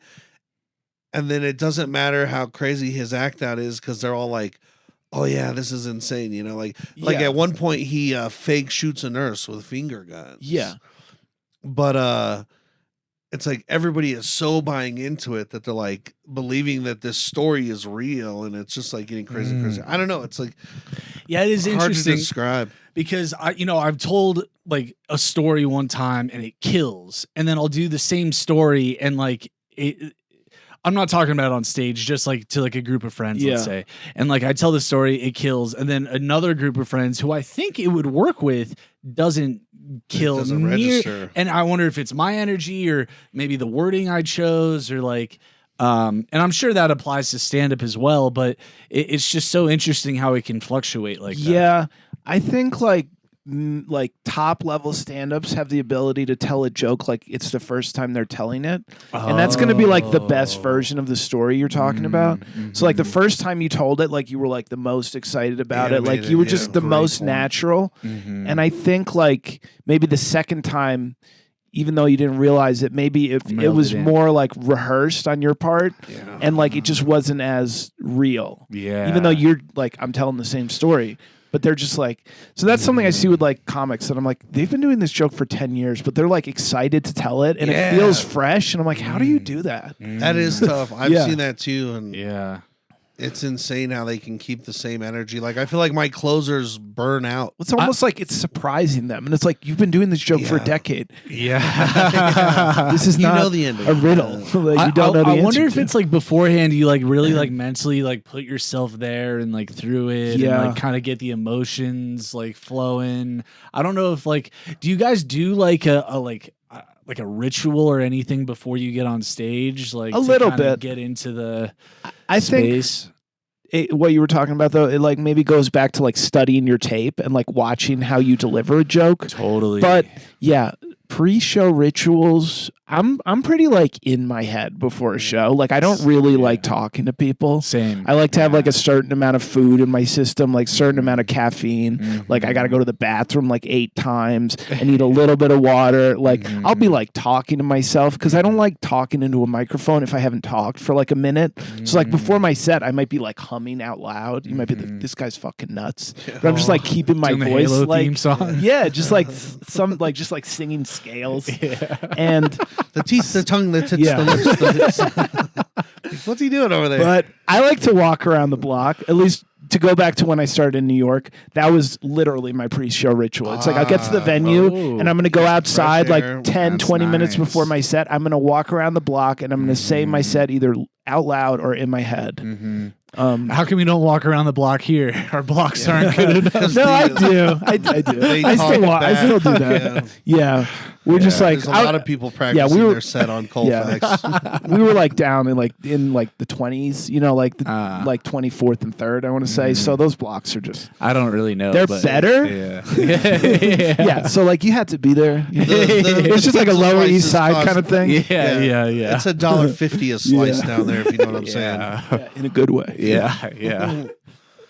But yeah, that's sort of my thing. I also write out my jokes all the time. Like I was talking to a comic the other day and they were like, yeah, I don't really know how my jokes go. I kind of like just do them on stage, but I don't like really know how to go. And I'm like, that like blew my mind because I'm like, I've written my main jokes out probably like 300 times. Yeah. Like I have hundreds of notebooks, but if you went through them, you'd be like, this was a crazy man who just scrawled the same things on the wall for 10 years. You don't do it like Bart Simpson where you draw like 70 times in a row, right? Yeah. No. I have the same thing too. I got notebooks everywhere you look. It helps me remember. Because I'm like constant, and as you create a set for this show and this show and this show, you are redoing that.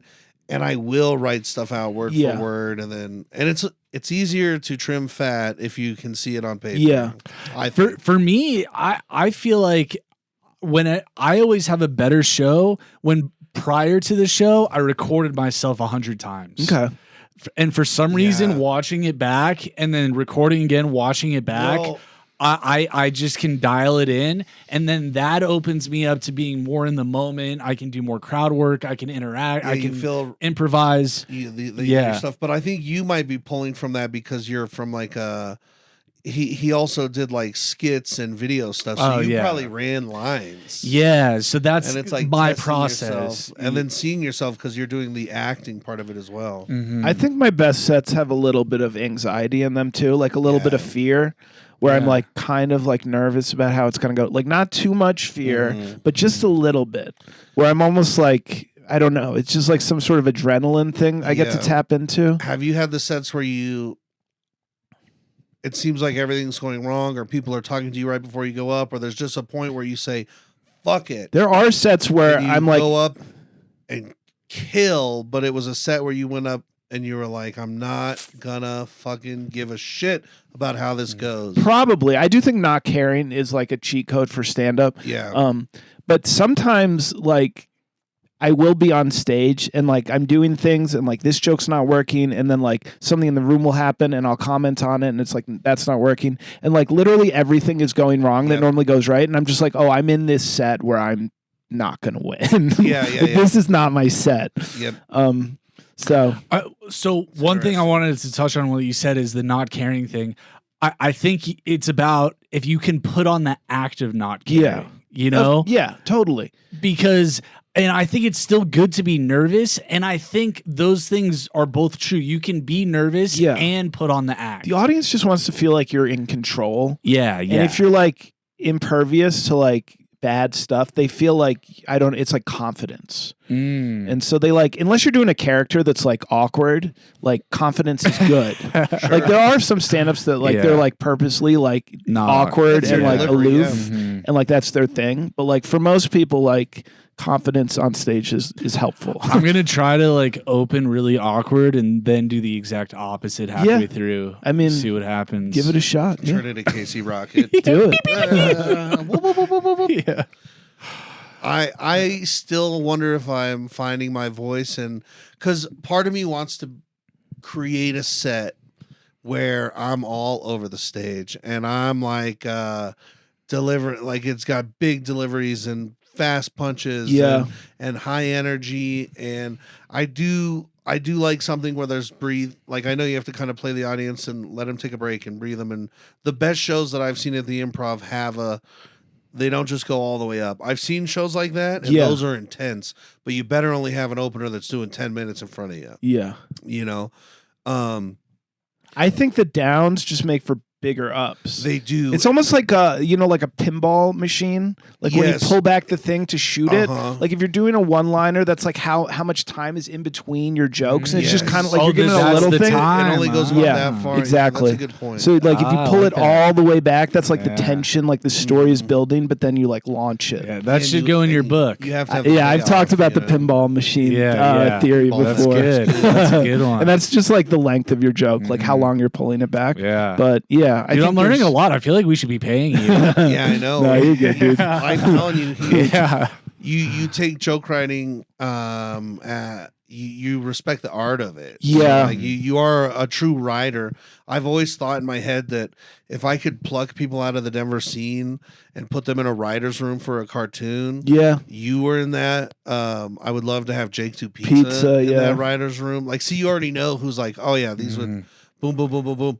I like Grayson Strong's wild energy, and I also like this kid Grant Lucas. I don't know if you met him. I love Grant Lucas, dude, and he There's doesn't do well, and people like talk shit about him. But I'm like, you don't get what he's doing because he's not doing anything that anybody else is doing. He's going on stage every time completely blank. He just has a topic and he just riffs on it with no like fear. And I'm like, this is not good because he hasn't perfected this yet. Not yet. But taking these swings is going to make him such a much better and distinct comic. So I'm like, yeah. So you think you learn faster by like taking those big swings like that? Yeah. 100%. I think, but that's also with some preparation. I think I've had good sets and I've learned a lot of tough lessons by not being prepared. No, he's good. He's good. He's fast and he's like super quick, super funny. He's different. Super well of knowledge. Yeah, he knows a lot of stuff and he can pull from this. Like he just needs to figure out the nuances of jokes and comedy so he can be like. To like understand when it's like too much, when he needs to pull it back a little bit, and like how to like divert his ideas into jokes, but like the energy and like the uniqueness is there. Yes, and I feel like that is not something you see that much. No, Kellen's the other one. Kellen's great. Yeah, Kellen's one who's in a league of his own. Yeah, and there's just certain people that like Well, Kellen goes big every time. Yeah, I know. He swings for the fences. Yeah. And like you can't like that's like so it's like when it doesn't work, it's like a beautiful crash. Yes, it's total train wreck. But like he's taking swings to get to the next level of like this could be great. Yeah. I can see Kellen hitting SNL, you know. Yeah. But yeah, there's like God the writing, the instantaneous thought, like you guys in a joke room working on a cartoon like Big Mouth would be insane. That's sort of my end game in comedy, you know. Same. Yeah, I'd love to end up in a writer's room. So I love performing, but I also think it's pretty financially like not I don't know what I'm trying to say. Yeah, it's just too risky. Like the older you get. You're a good writer, so I think you'd get joy out of doing that too. I think you realize in comedy that to become successful is to start to plant a seed in comedy, and then it branches out. Yeah, and you never know where it's going to go. Different branches that you're constantly working on and pulling money from. And that's something I like recently. Like I was watching this like clip with like Jesselnick. He was talking about being successful in comedy careers, and he was like, you just have to like be open to like a bunch of different like routes. And I've been like so fixed for like the past 5 years because I've been doing this like 5-year plan where I'm like, no, it has to go exactly this way. And anything outside of the scope of this is like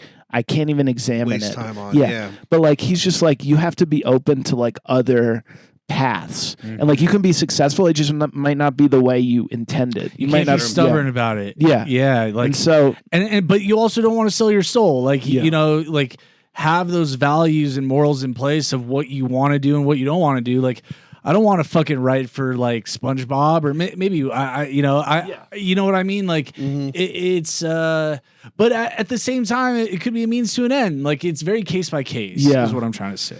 But just being open to like things you hadn't considered. I was like, okay, this is a game changer. Commercial stuff? No. You ever thought about it? I think you're a very marketable guy for like maybe like rash. I like making fake commercials, and I think those are adjacent to real commercials. I think I've seen some of those. Yeah, that's like one of my favorite like kind of comedy. Skit makers. Just like fake commercials. Love fake commercials. They're too. so good. Yeah. Because like they're so ridiculous. They're already funny, like most commercials, as long as you're not taking them seriously. Yeah. That like it's just funny to like lampoon commercials. Because they're so stupid. What does lampoon mean? I had a national lampoon. It's like reference, but what is that word? Just make fun of. Oh, yeah, crazy. to like levity. I didn't know what levity was until I looked it up. Levity is like the act of spreading joy. Yeah. I didn't know that either. Whoa, levity live. That sounds crazy. Exactly right. Oh, makes sense. It's pretty nuts. I like love it all, dude. A prank is like kind of lampooning. Oh, okay. Okay. It's like you're not really. Okay, makes sense. So they were like full national lampoons. You're being a trickster. We're mischievous. big time Mischievous. Yeah. And don't Google it because I could be wrong. But that's what I believe. I'll believe you for the rest of my life. Don't worry. He dropped out of Northeastern University. Yeah, okay, dude. I don't argue with West Nyack knowledge. You should. And maybe I'll have AI fact checking in the future. You should. Yeah. Well, what are we at? We're there, bro. I think we should. Dude, this was amazing. Thank you for being on. Heck yeah. I'm it glad was educational. It was funny. Cool. It was Got some laughs. interesting. Learned some stuff about you. I didn't know you'd been so well traveled. Came from all those places. Yeah. Mm-hmm. And we didn't even get into the poor Washington thing, but another day. Oh yeah. Okay, we can restart it if you want. No, we're good. We're good. We're good. I think that if you're open to being a guest in the future, we'd love to have you. Yeah, that sounds good. Well, should we try to interview 10 comics at once? See how that goes. Well, we should do like a no. Okay, I'll tell you how to go. Terrible. But we should do like a. You raise your hand. Let's write a joke or with you know 10 what I mean? people at the same time. When they're like, "Where are they now?" Yeah. We could do that with you. It'll just be me in worse clothing. In 6 weeks. Yeah. Where are they now? Tomorrow. Slightly Same fatter. outfit. Yeah. We're going to interview you tomorrow. Okay. Yeah. You're like, weren't you wearing that yesterday? It's like, yeah, well, I kind of have a system where I do multiple days. So what's new? I just tell people I do laundry every day. Yeah. Yeah. No, I don't. I'm more of a two in one kind of laundry guy. Yeah. Well, give me I'm 2 days. 3 in 1 body wash. Yeah. I don't use shampoo or conditioner or body wash. I'm all natural. All right. Well, you got to use something. Water. Yeah, just straight water. Well. Yeah. All right. Yeah. The Jews don't have a trick. Good thing we got this candle. Yeah. No, I got cologne on. Yeah. Okay. So that helps. It's frankincense. Yeah. Or myrrh. Le Labo. But tell them where they can follow you and if they want to take lessons from you. How can they do that? Jeremy Cash Comedy on pretty much everything. Venmo or you're my everything. YouTube, Instagram, TikTok. Hell yeah. AOL. Email, the internet, the website. MySpace? No, I don't have that one. Ooh. But yeah, if you message me on Facebook or Instagram, or you can go on my website, jeremycashcomedy.com. Oh yeah, I got a website. And you know what? Your YouTube, you pretty consistently upload tape. I'm getting there. It's like I've been sitting on like 20 tapes, and I actually had like a comic be like, "Hey man, if you ever need help like clipping your stuff up," so he's been like super helpful. Yeah. But I've been like the last like 2 or 3 months, I've been like posting like Monday I'll post to YouTube, Tuesday I'll post to TikTok, awesome. Wednesday I'll post to Instagram. Brilliant. Well, I've been following on the YouTube side of things. I probably see the Instagram one. Yeah, but we'll tell I love it. But they're all the same name. So Jeremy Cash Comedy. YouTube has some quality stuff on there. A lot of good, thanks, dude. Fun shit, and the sets are great. I liked the Comedy Underground set you just released. It was like a 7-minute set. Hell yeah. It was I was sitting on like 5 of those tapes. And you know what? That's also the way that you discussed doing comedy and everything that you talked about can be viewed on your tape. Yeah, in that set, maybe in like a learning curve kind of a way, like a lot of if people want to see exactly like another level of what you were talking about, they could watch it from the horse's mouth. Yeah. You know? All right. Well, thank you for coming. This was good. On the show, man. Yeah, it's good to be here. Cheers. Follow us next time. That was episode 60? Yeah. Whoa, bro. Good shit, guys. That was fun. Look at us, 60 episodes in. Recorded. It's like, nah. Did I never hit record on that? Run it back. Same thing happened. I got 40 minutes on this one. Oh, okay. Well, we'll just cut to... You got some clips. Yeah. Is it just audio? Is it a storage How long is thing? the total recording? Yeah, I forgot to clear the storage. Yeah, that's a bitch. That happens to me, too. Yeah. How long does it say? What do you guys post on? YouTube. Okay, do you not Spotify or Apple Did that one do the Podcasts same or thing? anything? No, this one's good. What was the total length? Must have been like hour and a half. Maybe 75 minutes. Like the last 30 minutes will just be on the camera will just be on you. That's fine. Well, I'll probably just have the thumbnail. Unless it doesn't matter. We'll figure it out. That's Cody Mack. Oh, and when you guys were talking about thumbnails, and I went like this, and you guys didn't get it at all, I was showing my thumbnail to the camera. Oh, and I was like, that bombed, but I'm not going to explain it. That was probably like, what is this guy doing? Yeah, I had a good one too that bombed. You were like, you were telling him how the bag, the seat cushion thing, the whoopee cushion, you're like, it's redundant. And I was like, yeah, like saying greedy Jew or lazy Italian. but and your phone algorithm is like, just like, take that. I was like, it's a tough joke to get away with if you guys don't laugh. You guys just ignored it. And that's when you should have repeated. I was like, fuck. Time out. That was funny though. That is good.